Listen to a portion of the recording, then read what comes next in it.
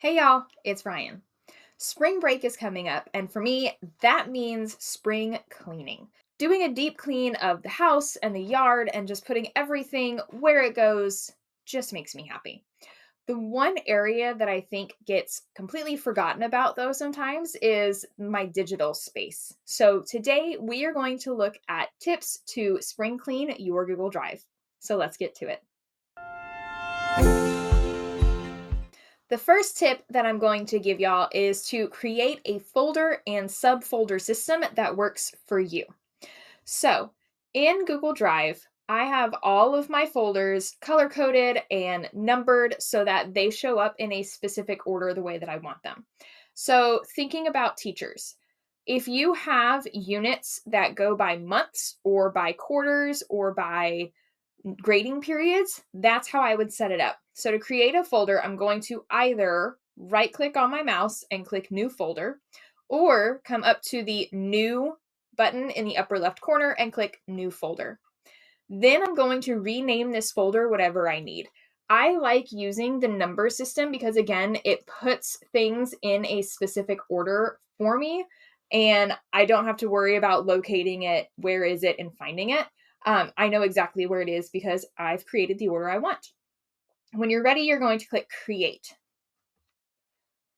I would also suggest going one step further with this and color coding your folders. So to color code that folder, again, right click on the folder and come down to Organize and then select a color from the color palette that they have. Within the folder, I would create subfolders for units or activities or drawings that you have for this subject. So again, create that new folder within the folder, so a subfolder. So I'm going to title this Unit 1 and click Create. You can take this another step further and color code your subfolders if you would like to. That I sometimes do, but not all the time. Once you have your folder system created, my second tip is to go into your drive and locate any untitled or unnamed documents.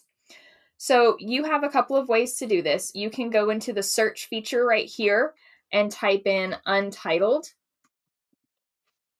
and it'll pop up the untitled documents that you have. Or you can go into advanced search, make sure it has type any, owner, owned by me, has the words untitled in it, and click search.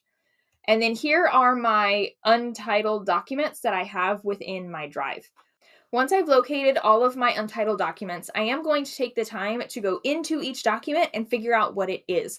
So that way I can give it a name and then organize it into one of my folders or subfolders that I just created. If it's a document that I don't use, then I'm going to delete it and get rid of it, get it out of my digital space completely. So we have our folders and subfolders. We're going through our drive and finding untitled documents to give them proper names. So my third tip is to create a naming convention that makes the most sense for you. So this presentation right here, I'm going to click into it to see what it is. And then up at the top where it says untitled presentation, I'm going to use the naming convention that I would use within my drive for this document. So it is easy to organize within the correct folder and subfolder in my drive. So I'm going to click untitled presentation to highlight it. And then I'm going to use the naming convention of Unit 1 and then an underscore and say what this is. And then if I need it, a second underscore and additional information. So this is Unit 1 underscore, and then this is my student notebook. This is the template that I give students. So I'm going to put template at the end. So once I've given it a name, it updates in my drive. Now I can take this file, I can click on it and drag it into my teaching folder and organize it where it needs to go. Using naming conventions like this is a really helpful way to keep your drive nice and organized.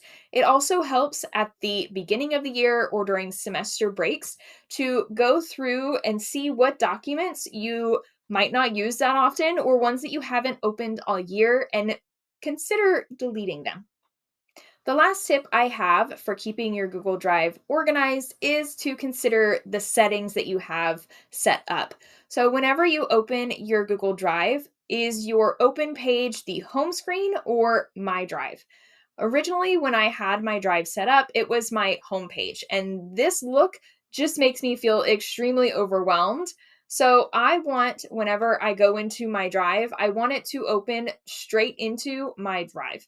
To do that, I'm going to change the settings by clicking on the settings wheel in the upper right corner, click on settings, and then the start page, I'm going to set it as my drive.